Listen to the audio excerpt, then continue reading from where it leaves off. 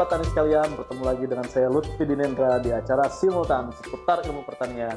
Sobat Tani sekalian, kita kali ini akan membahas tentang penyakit utama pada tanaman cabai. Ya, ada banyak sekali penyakit pada tanaman cabai, tapi kali ini kita membahas penyakit utamanya. Apa itu?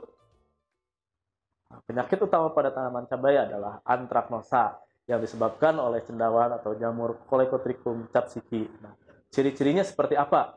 Nah, bisa Sobat Tani sekalian lihat di layar Sobat Tani sekalian, itu merupakan contoh tanaman cabai atau buah cabai yang terserang oleh Colecotrichum capsicum. Ya, dia ciri-ciri fisiknya dia membuat kerusakan berbentuk lingkaran ya di buah cabai ya, lingkaran, cekung, dan di lingkaran itu terdapat titik-titik putih yang merupakan spora dari Colecotrichum capsicum atau dari antraknosa tersebut, yaitu cabainya itu mengering, hampir membusuk ya, sehingga dia tidak bisa dipanen. Walaupun dipanen itu tidak akan laku di pasaran ya, karena kerusakannya sangat besar sekali. Nah, kita lihat seperti apa ciri-ciri lainnya atau klasifikasinya ya, kita lihat ya seperti apa untuk pengetahuan Sobat Tani sekalian.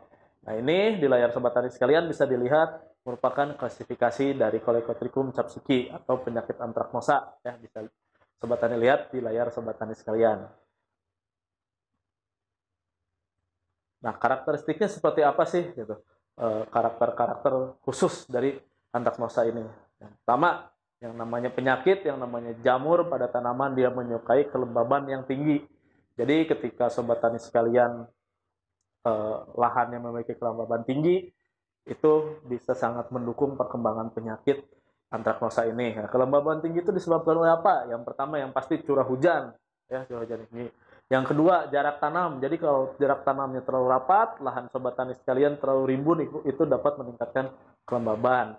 Yang kedua, dia itu menyerang buah, daun, dan batang. Kalau tadi diperlihatkan contoh yang menyerang buah, ternyata dia juga bisa menyerang batang dengan ciri-ciri yang serupa. Nah, berikutnya dia menyerang dari persemaian sampai panen. Jadi Sobat Tani sekalian harus waspada selalu akan penyakit antraknosa ini. Ternyata dari tanaman cabai kecil, bahkan dari persemaian, dia sudah mulai menyerang ya. Yang berikutnya dapat bertahan pada sisa tanaman sakit. Nah, inilah kenapa kita selalu menginformasikan bahwa sanitasi lahan ini sangat penting. Jadi ketika ada sisa tanaman sakit di lahan Sobat Tani sekalian, kita harus segera bersihkan ya, supaya penyakit antraknosa ini tidak menyebar ke tanaman yang sehat. Dan terakhir, dia dapat bertahan pada benih.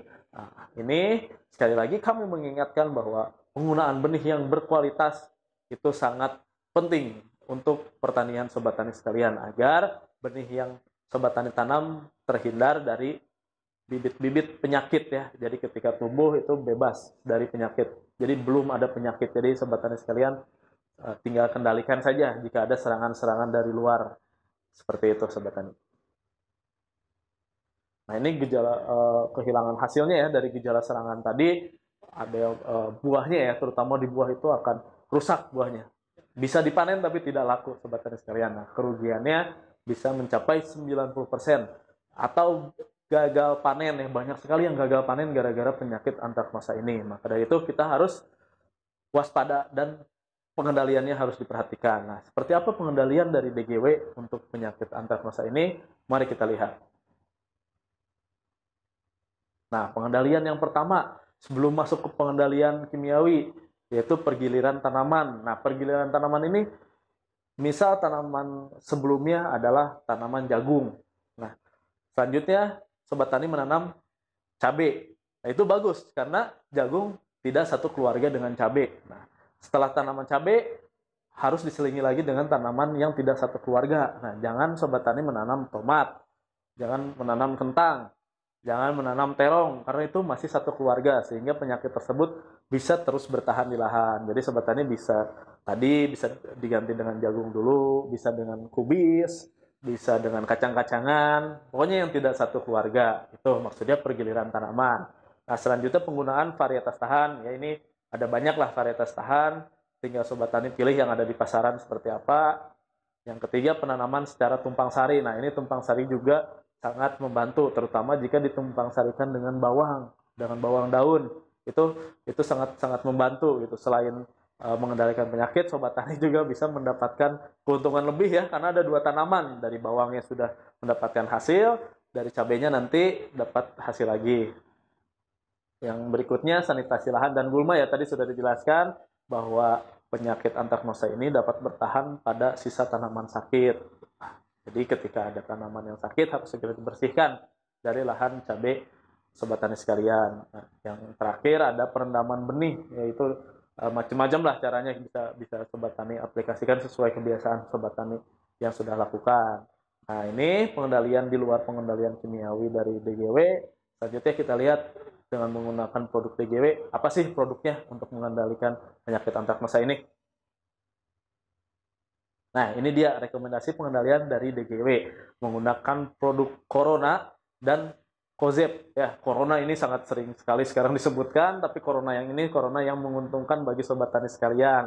Dia memiliki 2 bahan aktif, yaitu azoxystrobin dan difenoconazole, dan merupakan fungisida sistemik yang masuk ke dalam seluruh tubuh bagian tanaman. Jadi penyakit yang sudah masuk ke dalam tubuh tanaman bisa dikendalikan. Penyakit yang menyerang dari luar pun dapat dikendalikan juga karena dia melindungi bagian tanaman dari luar juga. Nah, selanjutnya ada produk namanya Kozeb, dia berbahan aktif mankozeb, dia merupakan fungisida kontak. Yang tadi Corona sistemik, ini kontak ya, dia jadi bekerja sama melindungi tanaman cabai Sobat Tani sekalian. Nah, selain Kozeb kita bisa selingi dengan produk Ventra, sama dia juga bersifat protektif ya, dia merupakan fungisida kontak yang dapat bekerja sama dengan Corona, seperti itu Sobat Tani sekalian. Nah, ini merupakan anjuran konsentrasi atau dosis dari PT DGW untuk produk Corona, Kozeb, dan Ventra. Untuk Corona, kita jadikan tutup botol Corona sebagai patokan ya, supaya Sobat Tani nggak usah bawa lagi takaran-takaran, kita sudah ukur satu tutup Corona itu 33 mili. Nah, untuk mengendalikan antraknosa, kita bisa mulai dengan setengah tutup botol, tergantung serangan. Itu untuk pencegahan. Kalau misalnya sudah semakin parah, bisa satu tutup botol, seperti itu. Nah, yang bubuknya untuk mankozeb atau kozeb itu bisa menggunakan 3 sendok. Begitupun dengan Ventra, bisa menggunakan 3 sendok untuk melindungi dari luar tanaman cabai Sobat Tani sekalian. Nah, Sobat Tani sekalian, tadi kita sudah bahas tentang penyakit antraknosa, ciri-cirinya seperti apa, dia berkembang biaknya seperti apa, terus dia menyukai kondisi yang seperti apa, dan kita juga sudah bahas pengendaliannya dari berbagai cara pengendalian, termasuk dengan cara kimiawi menggunakan Corona Kozeb atau Corona Ventra. Ya, semoga bermanfaat bagi Sobat Tani sekalian. Sampai jumpa di simultan berikutnya. DGW, sukses bersama.